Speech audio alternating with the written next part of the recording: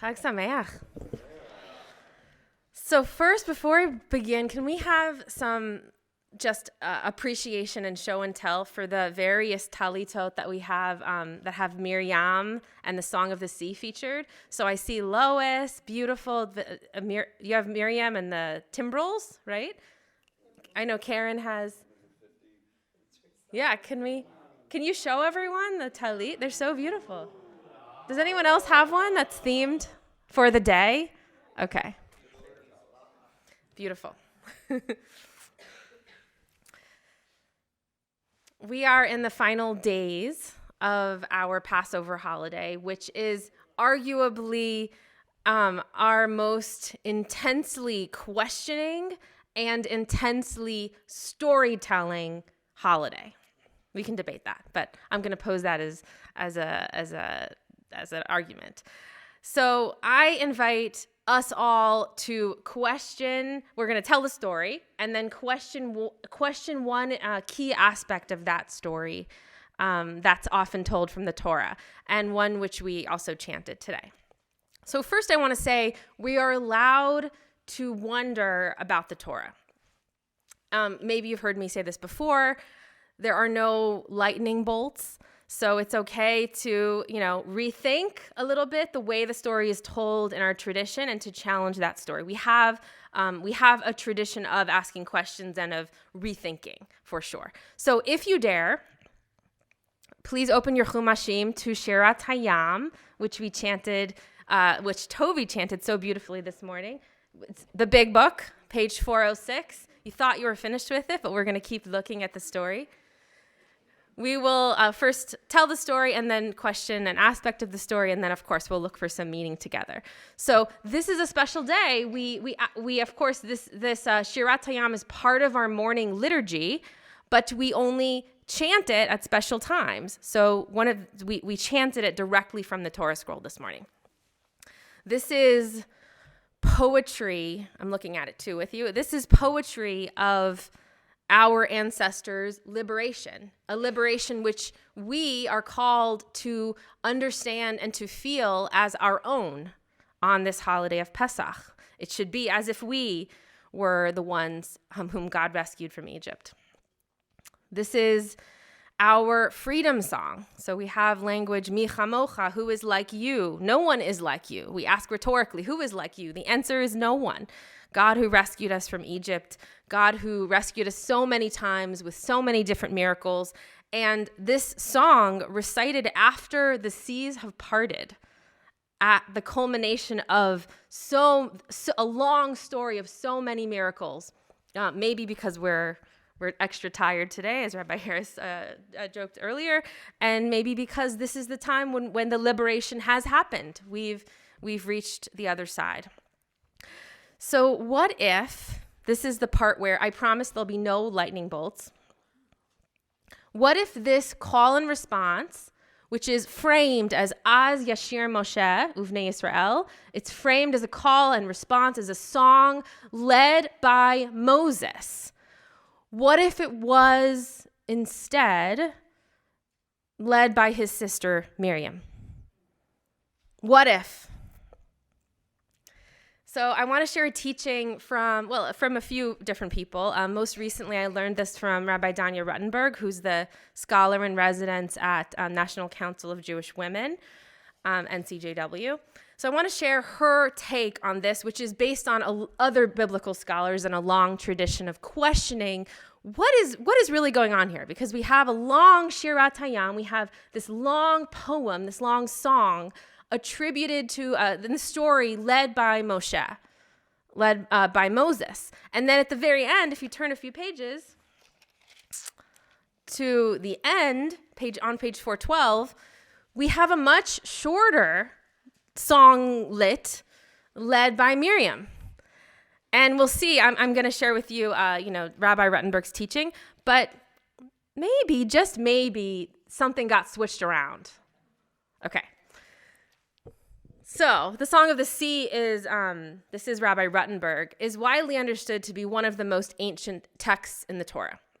And this language is generally considered by scholars to come from a period that predates much of our other biblical literature.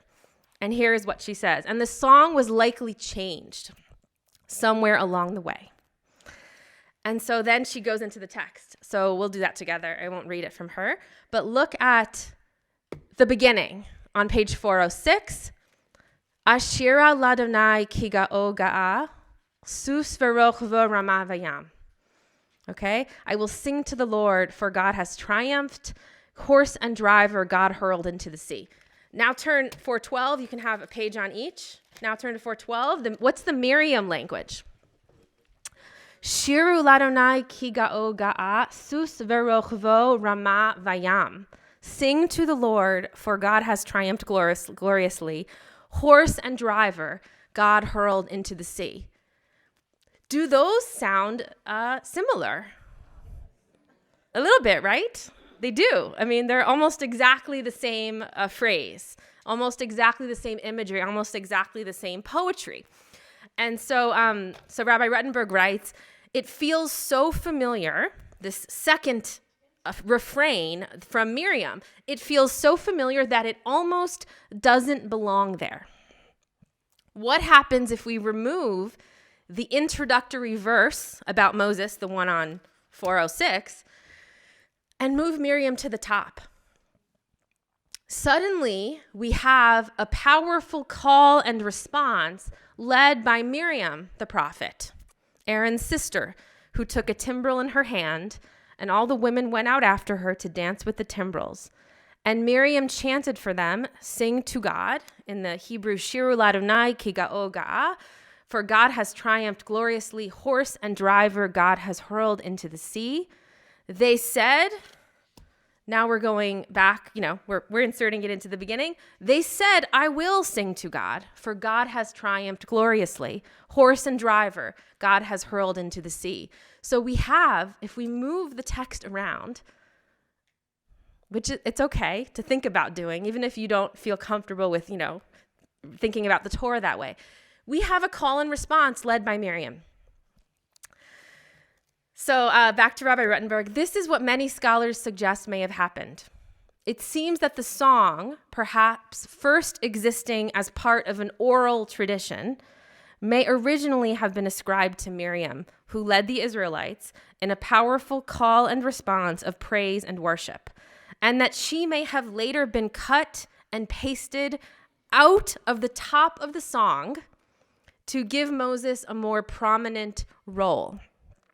It is entirely possible, she writes, probable even, that Miriam was there at the start, even if she was ultimately pasted to the end of the song as a postscript. Because this would have suited another important agenda in our story to center Moses. So now I love this reading, and whether you agree with it or not, it's worth thinking about and considering. And I want to share also some of the biblical scholars. So Rabbi Rettenberg is a modern scholar, and she's basing her work on many biblical scholars that came before her. So I want to share Professor Carol Myers from Duke, who writes, comes to a similar conclusion. The poem was Miriam's before it was Moses's. And her work is based on a few, there's a long article. I know many of you, you'll want to read the article. I'll send it to you. This is your thing. So we're going to get a little nerdy here. And I know some of you will join me in it. So some of the points that support Professor Myers' argument. 1, there's a Dead Sea Scroll fragment that attributes an extended song to Miriam. But we don't have that extended song. So if we do a little cut and pasting, we can find that extended song, which the Dead Sea Scroll fragment mentions in our Torah text. Another supportive point. So she describes a genre of biblical poetry, which we have other examples, which is a genre of women's song. And characteristics of that genre include dancing, drums, and song. And we find all those three in this Shirat Hayam, which, in our Torah is attributed to Moses. But she says, this is Rabbi. This is Professor Myers. The performance genre is a victory song tradition associated specifically with women. Women are the ones left behind when armies go out to battle, and thus they are the ones to celebrate the return of warriors. In its ancient cultural context, the Song of the Sea would have been sung by women, Miriam and her cohort, celebrating God's defeat of Israel's enemies. Third supportive point. So let's look at verse 21, the Miriam one. This is on page 412.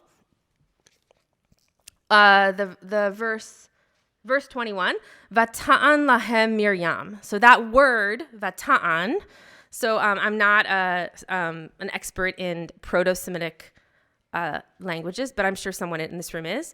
So you'll correct me if I get this wrong. But what I understand is that the Hebrew verb vata'an has a Proto-Semitic origin that is a merging of two words. One is answer, and one means sing. And so we got it wrong.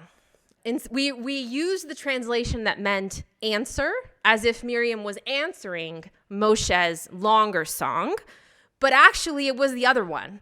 It was Miriam's song all on her own. It was not a response. So, and this is also, she points out, consistent with the translation we have from the Septuagint, which is the earliest Greek translation of the Bible. Okay. So I love both of these readings.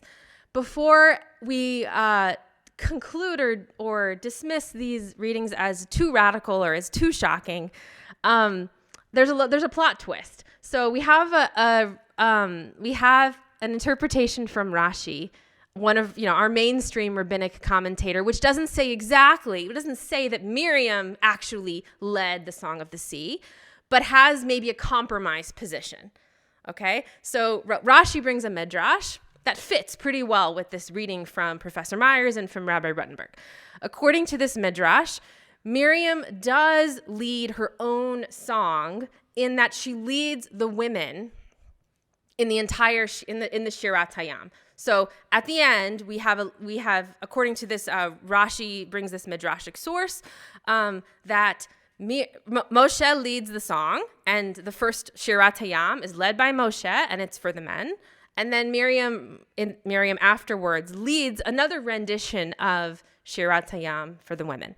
So maybe that's a compromise reading that keeps intact what we have here, but gives Miriam a full Song of the Sea. So now here's the part where we say, so what? Does it matter to us who led the Song of the Sea? And so if anyone feels really strongly and wants to share, we can take a couple minutes to do that. I think we can also just take a moment to think to ourselves, does it matter when we heard Shirat Hayam chanted by Toby. So we heard a beautiful chanting from a woman of Shirat Hayam. And I didn't even plan it this way. It was a pleasant surprise that Toby happened to be chanting this morning. I didn't hear that, but I'll go along with it. Whatever she said. So does it matter?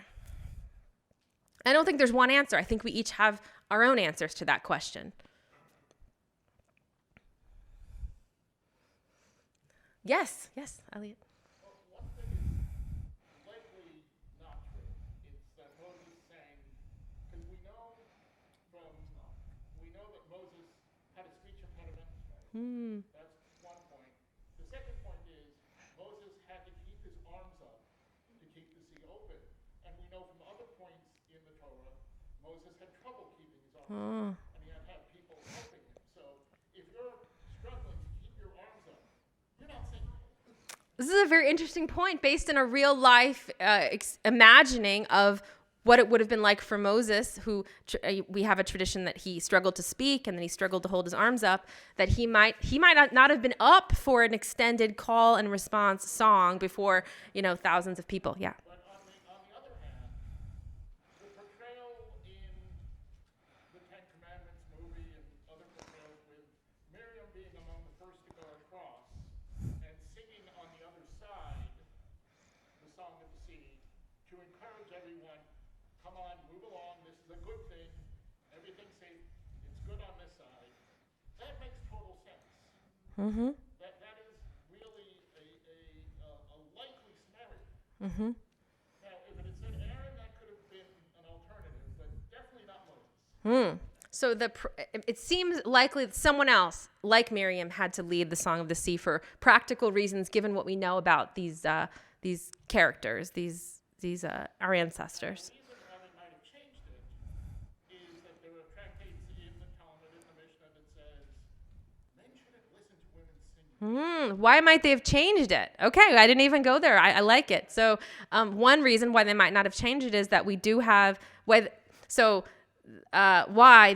someone in our very early on when these ancient texts were being put together, inspired by God, depending on your theology, is that women's voices, singing voices especially, were it was uncomfortable for some people to hear, at some points inappropriate. Yeah, men shouldn't hear it. Okay. Yes.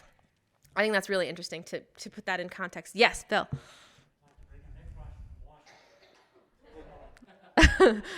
A midrash from Washington. Bait Washington. So it might be that Miriam wrote a speech and it put in Moses' voice Mm-hmm. in the written document. Now, is it important to recognize who wrote the speech? Yes. But it's also important to I love that. value to the figurehead Right. who adopts the speech. Right. Later on, the candidate read the speech that Sorensen wrote is more important than Sorensen wrote the speech in the first place. So we have a tradition, thank you, Bill. We have a tradition in our school of thought here in the DC area of speechwriters and of ghosts. That's a respected way of being in the world, which is to have ideas, have policies, and then to trust someone else to put them into words. And then there's, in the end, if you give the speech, they're your words, but there was someone else who wrote them along the way. So I like that. I think it doesn't account for the tradition we have that Miriam had an extended song that she led, but I like it a lot, quite a lot, yeah. I have an iTunes parallel. iTunes parallel. Okay, this is great. It's funny. I was actually rehearsing yesterday with some people for the concert we're doing in May, and we're talking about attribution. So, like, we were talking about the song "Our Love Is Here to Stay," and I said, I always thought that song was written by Nat King Cole because that's who I imagined singing it. And the person I was talking to was like, no, of course it's Gershwin that wrote "Love Is Here to Stay." And they were talking about how in the modern period on iTunes, like, let's say if you're going to listen to the Sing soundtrack, you might, Taron Egerton or Eagleton is the one who plays Elton John in Elton John biopic, and he also sings an Elton John song in the Sing movie, and it might say like, I'm still standing on, that's on the Sing 2 soundtrack, or Sing 1, I'm still standing by Taron Egerton. Right. It's like, oh, because by has like sort of the meaning has been transitioned into this is by them because they are singing it, as opposed to this is by them because they wrote it. It's a really interesting, sort of like the politics and also the financial implications of attribution. So interesting. Thank you. So Chazan Fradkin has, for anyone who's watching at home, brought up the complicated interplay of songwriters and maybe the first person who performed a song versus someone who covered it, and then brought new meaning to it. And people associate that song with the one who covered it in a way that was meaningful to them. Is that a fair? Okay. Yeah, the most famous example is "I Will Always Love You" Example: "I Will Always Love You" was written by Dolly Parton. by Whitney Houston. By Whitney Houston was written by Dolly Parton. Right. Yeah, great. Thank you. So let's keep. Is there more? Yeah, please. Yeah. I want to just fill in two other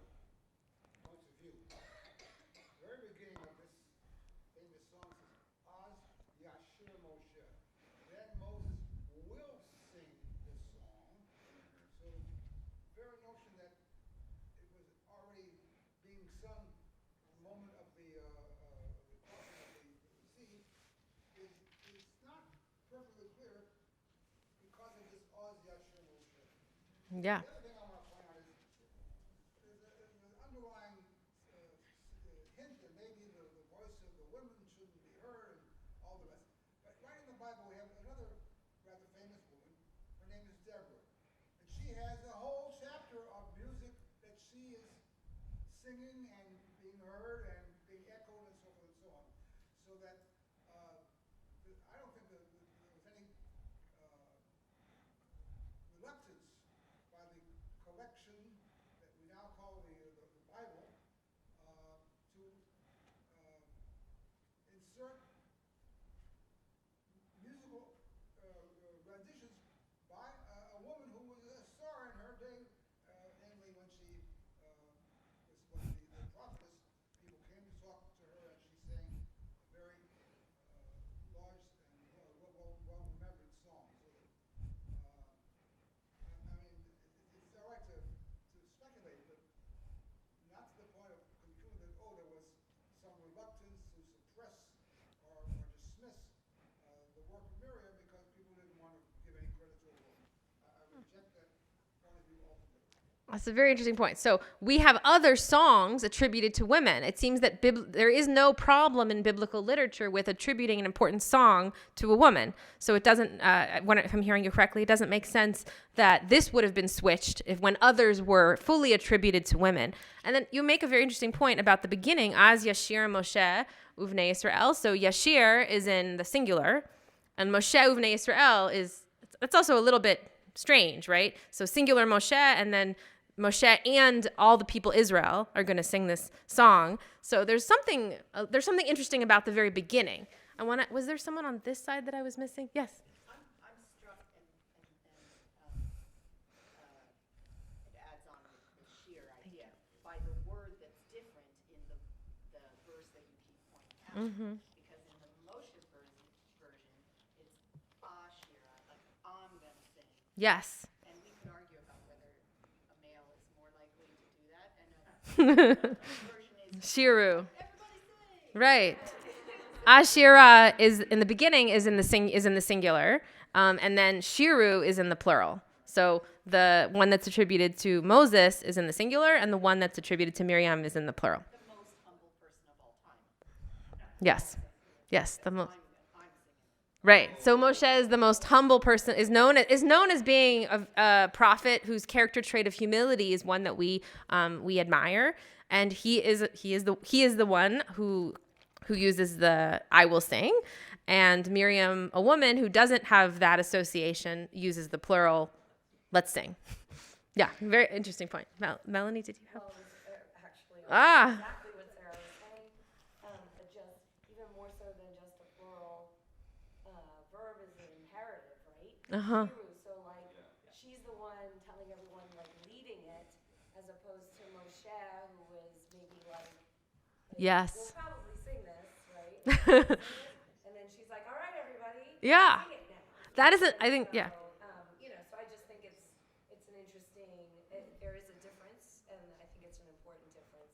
And who knows if it was cut and pasted or not, or if she said, and now we're going to sing it, and instead of pasting the whole thing there, they were like, and we already said what they were going to say. Right. So here's the beginning. We know what they sang, and then we move on. Right. So whether it was cut and pasted or not, the imperative of sing is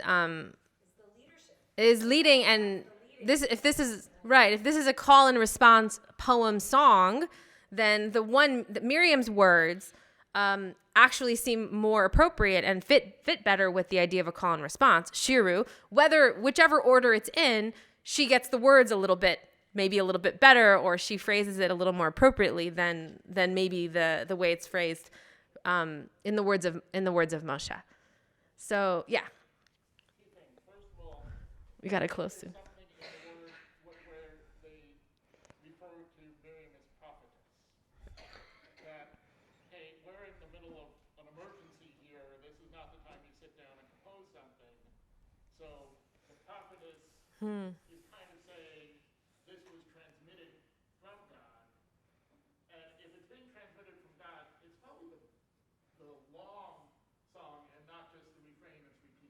Interesting. So, That would, you know, if that's being transmitted to Moses, well, then it's not really being a prophet to repeat what he said. right. Opposed to having the whole thing transmitted to you. Now, one other thing Yeah. is, in contrast to Deborah, the book of Deborah, we know the Torah was edited into a single scroll from 5 books in the time of Ezra. And we know that there were discrepancies between multiple versions, which is why you kept 3 Torahs in front of you when you wrote when it's being written. So make sure that if there's a discrepancy, you can look at which one has 2 verses, which one has 1. So there is a difference in historically how the 5 books were handled versus the other books of the Tanakh, and the opportunity to edit. Very interesting. So, I'm going to repeat your first point because that's easier to say quickly. So thank you for both of them. So for those on the live stream, Miriam is identified as a neviah, as a prophetess. And so it would be perhaps more natural for her to be the one reciting the Song of the Sea. Moshe is not identified as a prophet, although you could say everyone knows Moshe as a prophet, and he doesn't need that emphasis because it's a given that he's a prophet. But a very interesting point. They're introduced differently. So please keep thinking about this and tell me what you come to, how you feel about it.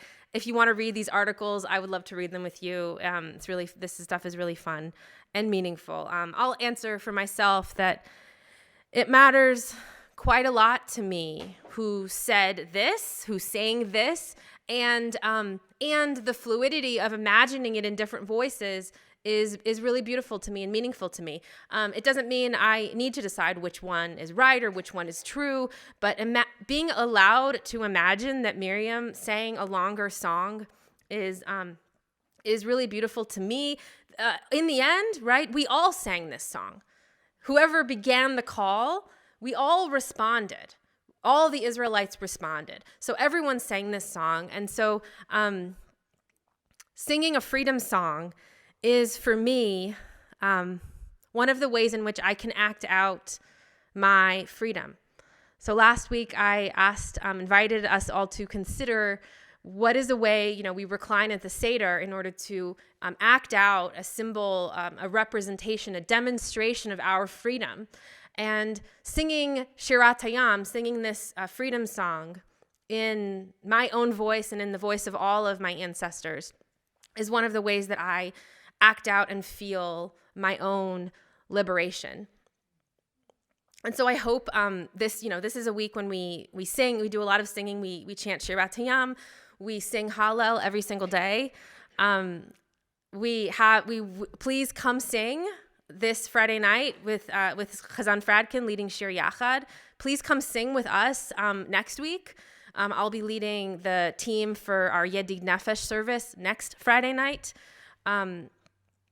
Because we have all crossed the sea and we are all, in our own way, song leaders, and it's time for each of us and for all of us to sing. Chag Sameach.